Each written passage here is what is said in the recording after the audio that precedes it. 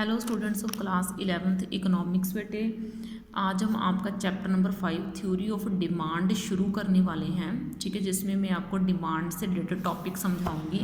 जिसमें बेटा मैं आपका सबसे पहले ये टॉपिक समझाऊंगी कंसेप्ट ऑफ डिमांड की डिमांड होती क्या है। ठीक है, मैं आपको ये समझाऊंगी कंसेप्ट ऑफ डिमांड के बारे में पढ़ाऊँगी। कंसेप्ट ऑफ डिमांड में हम सब ये चीज़ें पढ़ेंगे कि डिज़ायर क्या होती है, नीड क्या होती है और डिमांड क्या होती है। ठीक है, डिज़ायर का मीनिंग है कि आप किसी चीज़ को खरीदना तो चाहते हो लेकिन आपके पास पैसा नहीं है उसको खरीदने के लिए। डिज़ायर का मीनिंग क्या है कि आपकी विश है कि मेरे पास ये चीज़ हो लेकिन आपके पास क्या है, पैसा नहीं है। ठीक है, जैसे मान लो LED टीवी है। ठीक है, आप LED टीवी खरीदना चाहते हो, यू वॉन्ट टू बाई। ठीक है ना, आप खरीदना तो चाहते हो। ठीक है ना, वॉन्ट टू बाई। ठीक है ना, यू वॉन्ट टू बाई, आप उसको खरीदना चाहते हो but you don't have enough money. ठीक है ना, but you don't have enough money, लेकिन आपके पास पैसा नहीं है उसको खरीदने के लिए।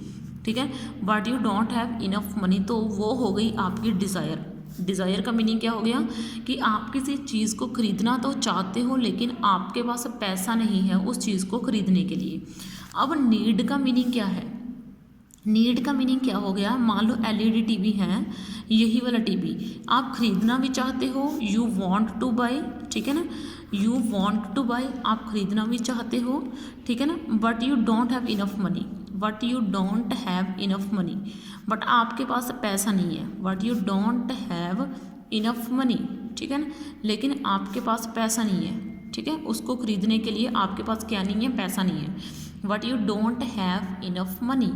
ठीक है ना, लेकिन आपके पास पैसा नहीं है, सॉरी आपके पास पैसा है but you have enough money, आपके पास पैसा ही है but you want to spend it, but you don't want to spend it, लेकिन आप वो पैसा लगाना नहीं चाहते। But you don't want to spend it, लेकिन आप वो पैसा खर्च नहीं करना चाहते।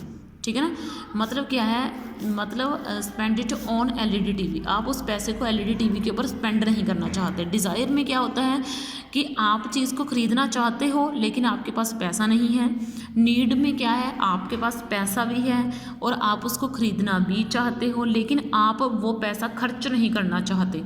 आप वो पैसा क्या नहीं करना चाहते, खर्च नहीं करना चाहते। ठीक है, अब डिमांड में क्या है, LED टीवी की डिमांड को ही हम लेके बात करें, यू वॉन्ट टू बाई, आपके पास पैसा भी है।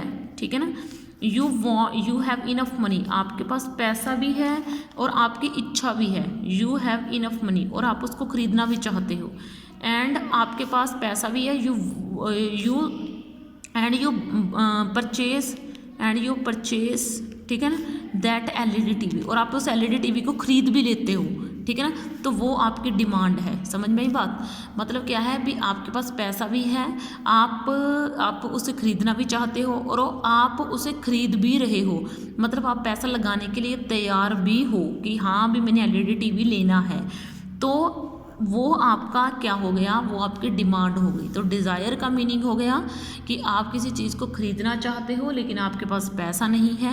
नीड का मीनिंग क्या है, आप किसी चीज़ को खरीदना चाहते हो, आपके पास पैसा है लेकिन आप उस पैसे को खर्च नहीं करना चाहते, तो ये आपकी नीड हो गई। डिमांड का मीनिंग क्या है, आपके पास पैसा है, आपकी इच्छा भी है LED टीवी को खरीदने की और आप खरीदने के लिए तैयार भी हो, तो ये आपकी डिमांड हो गई। ठीक है, तो डिमांड ये चीज़ होती है। ठीक है, तो ये होता है डिमांड। तो ये देखो, demand for a commodity is a desire two by a commodity, आप उस कॉमोडिटी को खरीदना भी चाहते हो, backed with sufficient purchasing power, जितने का वो टीवी है, and the willingness of spend, और आप उस पैसे को लगाने के लिए तैयार भी हो, उसके ऊपर पैसा लगाने के लिए तैयार भी हो, तो वो आपका डिमांड हो गई। ठीक है, अब हम समझते हैं डिमांड और क्वांटिटी डिमांड के बीच का डिफरेंस, कि डिमांड क्या होती है और क्वांटिटी डिमांड क्या होती है। ठीक है, अब हम इसके बीच का मीनिंग समझते हैं, डिमांड एंड क्वांटिटी डिमांड। ठीक है ना, अब हम ये समझते हैं कि डिमांड क्या होती है और क्वांटिटी डिमांड क्या होती है। ठीक है ना, अब देखो आप ना मार्केट में जाते हो, आप मार्केट में जाते हो तो आपको ये चीज़ पता है कि आप चीज़ कितनी खरीदोगे ये डिपेंड करेगा उस चीज़ के प्राइस के ऊपर। अगर चीज़ महंगी है तो आप चीज़ कम खरीदोगे, अगर चीज़ सस्ती है तो आप ज़्यादा खरीद लोगे। मान लो ये कपड़े हैं, ठीक है, मान लो ये शर्ट है, ठीक है, ये शर्ट नहीं तो कोई मान लो ये पेन है, पेन लगा लो, ये मान लो पेन है और ये पेन की डिमांड है, quantity of pen, quantity of pen आ गया, ठीक है। और ये क्या आ गया, प्राइस ऑफ दैट, मैं इस पेन को ना एक्स का नाम दिए देती हूँ, इसको मैं लिख देती हूँ क्वांटिटी ऑफ एक्स, ठीक है। इसको बोल देती हूँ price of x, price of x यानी कि पेन का प्राइस। अब देखो अगर पेन 4 रुपये का है, अगर पेन कितने का है, 4 रुपये का, मान लो आप एक पेन खरीद रहे हो, कितने पेन खरीद रहे हो, एक पेन। अगर वही पेन 3 रुपये का हो जाए, अगर पेन सस्ता हो जाए तो आप उसे ज़्यादा खरीदोगे, आप एक की बजाय 2 पेन खरीद लोगे। अगर पेन का प्राइस और ज़्यादा कम हो जाए, मान लो 2 रुपीज़ हो जाए, तो आप क्या करोगे, पेन जो है उसको और ज़्यादा खरीद लोगे, आप 2 की जगह पर 3 पेन खरीद लोगे, क्योंकि आपको सस्ता मिल रहा है। जब पेन 1 रुपये का हो जाएगा तो आप 4 पेन खरीद लोगे। कहीं पे आप 4 रुपये से एक पेन खरीद रहे थे, अब आप 1 रुपये से 4 पेन खरीद रहे हो, ठीक है, तो आपको फ़ायदा ही है ना इस चीज़ में। तो मतलब को डिमांड क्या होता है, डिमांड के में अलग अलग प्राइस पे, अलग अलग प्राइस पे आप अलग अलग प्राइस पे कितनी चीज़ खरीदते हो। जब जैसे 4 रुपये प्राइस है तो आप एक चीज़ खरीद रहे हो, जब आप 3 रुपये प्राइस है तो आप 2 चीज़ें खरीद रहे हो, यानी कि 2 पेन खरीद रहे हो। जब आप 2 रुपये प्राइस है तो आप 3 पेन खरीद रहे हो। तो अलग अलग जो है प्राइस के ऊपर आप कितनी मात्रा खरीद रहे हो, इसको हम बोलेंगे डिमांड। इसको क्या बोलेंगे, डिमांड। मतलब डिमांड यही है भी, आप टीवी का प्राइस, आपके पास पैसा भी है, आप उस पैसे को लगाने के लिए तैयार भी हो, ठीक है, और आप पैसे को लगा भी रहे हो, लेकिन आप कितना पैसा, कितने पैसे से कितनी चीज़ें खरीदते हो, ठीक है ना, ये डिमांड है, ये डिमांड का टेबल है। अब क्वांटिटी डिमांड क्या हो गया, क्वांटिटी डिमांड का मीनिंग है, मान लो आपने सोचा कि मैं 2 रुपये जो है 2 रुपये के ऊपर चीज़ खरीदूंगा, तो आप 2 रुपये के ऊपर कितनी चीज़ें ले रहे हो, तो 2 रुपये में आप 3 चीज़ें ले रहे हो, 2 रुपये में आप क्या ले रहे हो, 3 चीज़ें ले रहे हो। तो आप स्पेसिफिक प्राइस के ऊपर कितनी चीज़ें खरीद रहे हो। जब 2 रुपये प्राइस है तब आपको कितनी चीज़ें मिल रही हैं, तो वो हो गया क्वांटिटी डिमांड।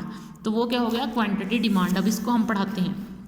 देखो, demand for a commodity is always expressed with reference to price. ये देखो, कॉमोडिटी यानी कि कोई भी वस्तु जो है उसको हम प्राइस से रिलेट करते हैं।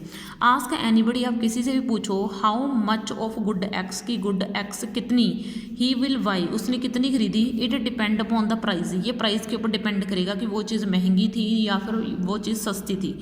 एट हाइयर प्राइस, अगर प्राइस हाई होगा किसी चीज़ का तो ऑब्वियस है उसकी डिमांड कम होगी, अगर प्राइस कम होगा तो हम उस चीज़ की डिमांड ज़्यादा करेंगे, ठीक है।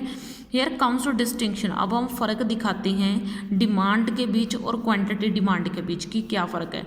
तो देखो, डिमांड का मीनिंग क्या हो गया, demand refers to different possible quantities to be purchase at different possible prices of the commodity. ये देखो, कॉमोडिटी के अलग अलग प्राइस के ऊपर हम कितनी यूनिट्स खरीद सकते हैं, इसको तो बोलते हैं डिमांड। जैसे मैंने अभी आपको बोला ना, अलग अलग प्राइस के ऊपर आप कितनी यूनिट्स खरीद सकते हो, ये तो हो गया डिमांड, ठीक है।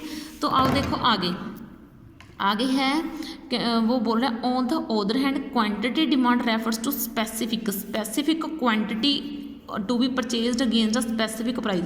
जैसे मान लो जब प्राइस 2 रुपये है तो आपको कितनी चीज़ मिलेगी, 3 यूनिट्स आपको मिलेंगी।